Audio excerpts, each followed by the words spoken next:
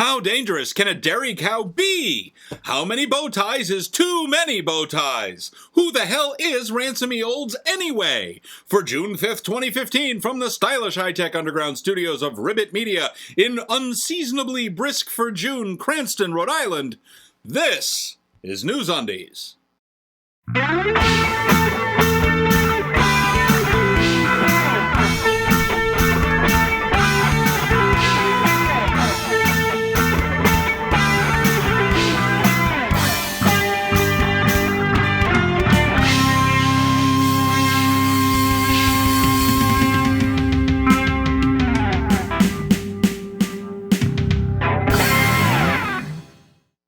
For June 5th, 2015, this is NewsUndies, all the news that shouldn't be news. I'm Paul Torville with these headlines. While no one in America was looking, apparently because Rick Santorum had announced that he was running for president, again, a cow in Wallsend in England was, according to conflicting reports, either minding its own business in a pasture or causing dangerous and severe obstructions on a major highway. A police chase involving, if witnesses are to be believed, at least 15 vehicles, a helicopter, and 3 or 4 snipers ensued, with the cow eventually being gunned down by police. Apparently, the police motto in Wallsend is to protect and serve burgers. A photo taken sometime between 1999 and 2003, a Polaroid no less, has recently surfaced, sparking controversy. The photo depicts 2 white Chicago cops, who have since been fired, and an unnamed black man. The black man is lying prone on the floor with antlers on his head, and the 2 white men are posed crouched on either side of him with rifles, as though they just successfully hunted him. Whether all 3 men in the photos were willing participants is unclear, but both white officers were fired for a variety of staggering causes, including shaking down drug dealers for hundreds of thousands of dollars in cash and conspiring to kill another officer. Chicago's finest? I hope not. Recent studies show a strong causal correlation between the rise of the social app Tinder and the rise of incidence of the social disease syphilis.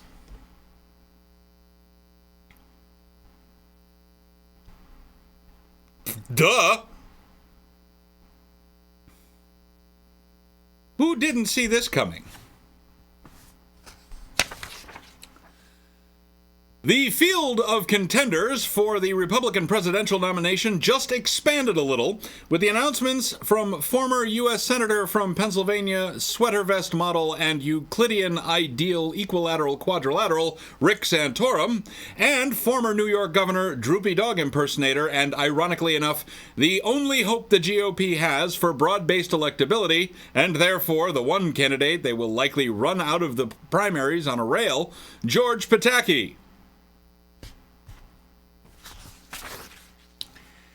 I was going to say something about the flooding in Texas as it relates to Ted Cruz's hypocrisy and the whole Josh Duggar thing, and the constellation of Christian apologists making apologies for the Duggars.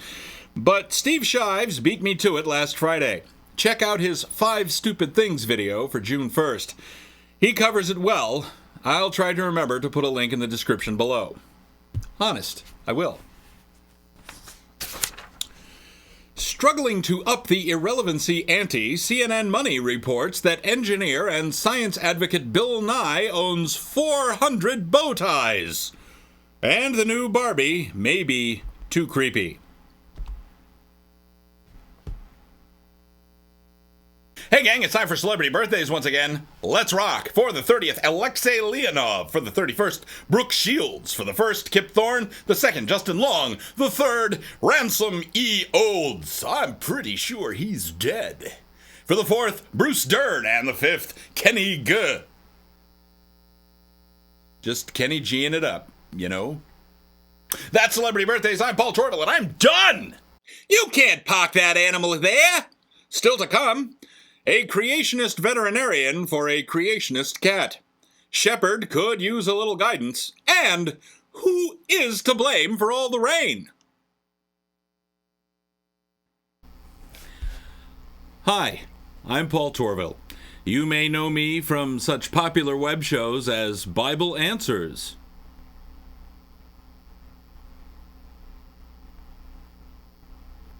Ideally, I'd love to be able to make a living doing NewsUndies, but that's not a realistic goal where I'm at now. For the time being, I need to get viewership and subscriptions up. If you have the time, anything you can do to grow awareness and interest in NewsUndies would be appreciated. Thank you.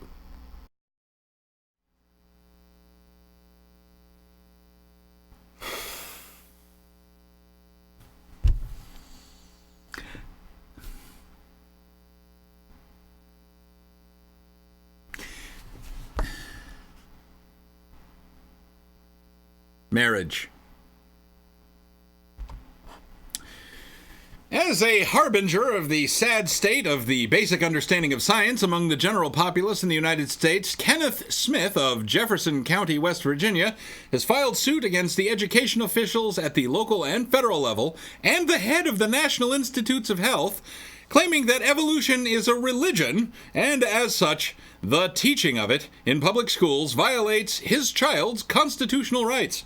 Smith so far has chosen to represent himself. It's not clear whether that's because he is so confident of his case that he just can't lose, or because every lawyer he spoke to about it just laughed him out of the room.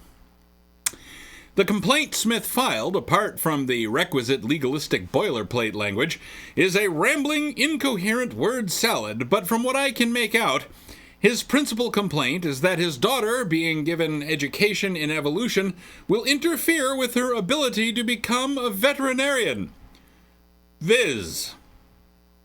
The defendant's actions during the 2014-2015 school year affects my child's future directly through the state grading system to enter college and ability to earn economic security and a good job in her chosen veterinary medical field of work by being taught a faith-based evolutionary ideology that just doesn't exist and has no math to back it. The intensity of the stupidity on offer here is staggering. Blinding, even. I will be very, very, very surprised if the U.S. District Court even grants him standing. My suspicion is that the court will simply dismiss the suit with prejudice and order that any instruments, means, or materials for writing at his disposal be confiscated and his child be remanded to Child Protective Services. 71-year-old Oscar-nominated actor and Pulitzer Prize-winning playwright Sam Shepard was arrested for DUI in Santa Fe, New Mexico. Actually, the charge is aggravated DUI, although it's unclear whether the aggravating factor is the fact that this is his second DUI since 2009, or the fact that he was apparently too drunk to realize the reason he couldn't drive away was that his e-brake was still on. Remember back in 2001 when loons like Pat Robertson and Jerry Falwell said that the terrorist attacks of September 11th were God's response to homosexuality in America? And how some crazy Christians said that Hurricane Katrina was God's response to the gayness and debauchery of New Orleans? So now Texas is underwater. Could this be God's response to the open letter signed by 93 of the state's 98 House Republicans affirming commitment to so-called traditional marriage? Here are Pig and Sheep with their thoughts. Absolutely not. My faith in Jesus proves that God loves Texas and would never punish Texas just because its legislators expressed a watered-down but otherwise unsupportable opinion consistent with the Bible's condemnation of homosexuality as an abomination. If it wasn't for the Bible's arbitrary justification of abject bigotry, I don't know what I'd do. I'd probably have to become a Muslim or something. No, the rain in Texas is, in all likelihood, not retribution from God. Not because God loves Texas, but because all the evidence points to the non-existence, or at least the complete non-involvement, of the Christian God. It is far more likely that the torrential rains are the result of anthropogenic climate change, which, ironically enough, many Republicans don't accept as real demonstrated fact. Sincerely, weep for the future. That's what Pig and Sheep think. What are your thoughts? Email them to ovcomments@newsundies.com. And now for the week ending June 5th, here's Paul Torville with your exclusive Pastcast weather. Here's your exclusive Pastcast weather. For Florida, we had scattered thunderstorms and cool. For the Great Lakes region, sunny and hot. And then in the Ohio Valley, well, we had a little more of the sunny and warm. Because that's what the Ohio Valley needs. Apparently. Vacation land, you know? I'm Paul Torville. That's your exclusive Pastcast weather. I hate that cliche! Up next, what do you take for Sepp Blatter? And that's a sure way to get yourself killed! Have you been injured in an accident, or can you pretend to have been? If so, we may be entitled to 40% of any settlement you receive. We're the law offices of Angry, Bitter, Vindictive, and Rosenblatt, and we've spent over half a century profiting from the pain and suffering of people who, in some cases, didn't even know they were suffering or in pain. At Angry, Bitter, Vindictive, and Rosenblatt, our attorneys have the skills and experience necessary to turn almost any activity into billable hours, and that means you can pay us more. Angry, Bitter, Vindictive, and Rosenblatt, specializing in personal injury, family law, product liability claims, and almost any other area where emotion weighs more than evidence. Angry, Bitter, Vindictive, and Rosenblatt, getting richer off your mild discomfort since 1955. And now, here's Moose Weintraub with the Sports Half Minute. Moose Weintraub Sports Half Minute. It's a whole half minute of sports. 30 seconds of sports. Moose Weintraub Sports Half Minute. This is your Sports Half Minute. I'm Moose Weintraub. FIFA President Sepp Blatter announces he's stepping down and that FIFA needs a fundamental overhaul. Sepp Blatter. Doesn't that sound like, some kind of dangerous medical condition?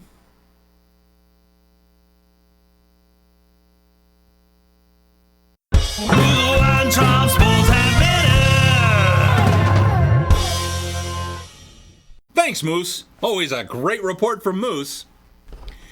Justin Way of St. Johns County, Florida, was fatally shot by police when his live-in girlfriend, Caitlin Lyons, had called police via a non-emergency number in an attempt to get Way into a nearby hospital for help. She indicated to the operator that she spoke to that she did not feel threatened. Way had recently lost his job, and at the time that Lyons had called the police, Way was in bed, drinking from a bottle of vodka and holding a large knife. Florida's Baker Act would have allowed police to take Way into custody for involuntary institutionalization on the grounds that he posed a danger to himself or others. Lyons' brother had been Baker Acted on 3 different occasions, she reported. As we now know, Way's destiny lay along a different path. According to Lyons, a few minutes after she placed the call, 2 sheriff's deputies arrived at the home, rushed past her with assault rifles, and told her to wait outside. Moments later, Way was dead. So far, the authorities are being kinda tight-lipped about the whole thing. Big surprise. Not releasing, even to Way's family, details like where or how many times Way had been shot. Way's mother reports that Detective Mike Smith informed her, "They told Justin to drop the knife, and he didn't. So they shot him, because that's what we do." Classy. Way's father tells a different story from the one related by Smith. He believes that his son was shot while still on the bed, and remarked, "If Justin was coming after them with a knife at 6'4", wouldn't there be blood splattered all over the room?" According to him, it was not.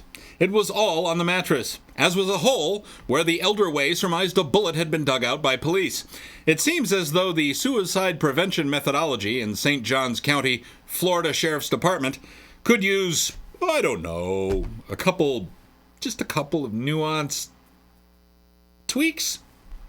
like benching Jonas Carballosa and Kyle Bragg, the two deputies who shot Way, Mike Smith, the detective who followed up, and Chuck Mulligan, the commander of the sheriff's office, who told the Daily Beast, when asked whether an assault rifle is the appropriate weapon to bring into a confrontation with someone who is suicidal, whether it's a rifle or not, in many senses, is a non-issue. A bullet comes out of a handgun, a bullet comes out of a rifle.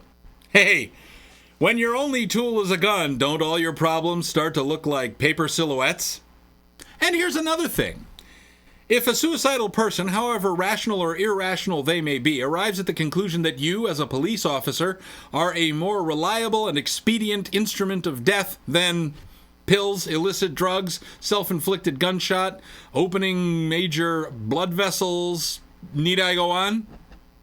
Hanging, a fall from a high place, drowning, intentional car crash, carbon monoxide poisoning. We good? No? Gas poisoning, self-immolation, provoking large wild carnivores, jumping in front of a train. Really, I could go on for hours. Point is, if you're a cop and suicide by cop is any kind of a thing, whether in reality or just in the minds of the suicidal and the people they leave behind, you and your compatriots in the law enforcement community have a long row to hoe when it comes to living up to the protect and serve motto, and leaving the judging to the judges, because your reputation is shite. And finally, and I do mean finally, we all saw this coming, didn't we? Well, actually, considering that Rhode Island is one of the most Catholic states in the country, I can't say I saw it coming. But I am relieved. Rhode Island's Senate Judiciary Committee held a public hearing this week regarding a new right to die bill. The Rhode Island Catholic Conference claims the bill violates the sanctity of life.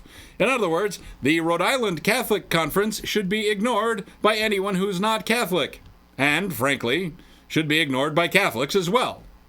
Tell you what, when the Catholic Church brings the millions of indigenous people, witches, heretics, Arabs, Jews, that they tortured, enslaved, or put to death over the last 15 centuries, either directly by the church or in its name, brings them back to life, I'll be a little more interested in what it has to say about the so-called sanctity of life.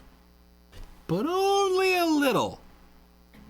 And just for the record, Protestants, Jews, and Muslims, this is not your cue to get all smug and high and mighty. Your teams are just as guilty. Sit down and shut up. The Secular Coalition and the Humanists of Rhode Island make the point that it is unreasonable to permit the religious notions of person A to dictate how person B may live or end his or her life. Of course! So this is long overdue, and if it doesn't go through, I'm sure we'll have some toolbox like State Representative Peter J. Palumbo, a Democrat, to thank for it. And if you don't know who that jackass is, I suggest you check out the NewsUndies episode NU1204, dated January 27th, 2012. Link below. Well, that's all for this edition of NewsUndies. If you see news that shouldn't be news, you can submit your story tips online at newsundies.com or on Twitter with the hashtag NUSTip. NewsUndies is a weekly show. We'll be back on Friday, June 12th with fresh undies. If you like this video, please like this video. If you like the show, please spread the word. Got a question, comment, or suggestion? Leave it in the comments below. Don't forget to subscribe to us on YouTube, circle us on Google+, like us on Facebook, follow us on Twitter, ignore us on MySpace, tell your friends, and buy NewsUndies Kitsch at newsundies.com. Thanks for watching. For all of us here at NewsUndies, until next time, I'm Paul Torville. After that, I might be having a few cocktails in St. George's County, Florida.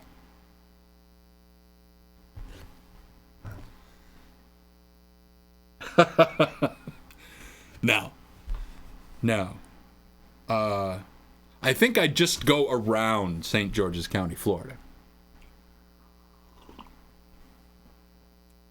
Sounds like that's the kind of place where the cops have the mirrors on the insides of the sunglasses. Yeah.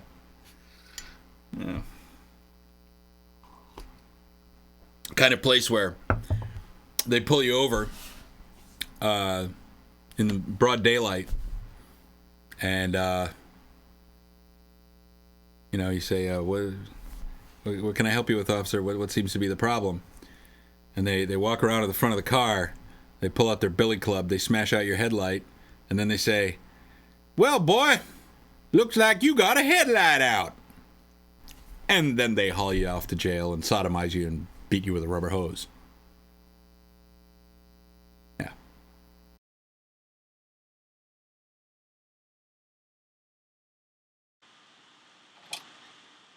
I just want to tell you good luck. We're all counting on you.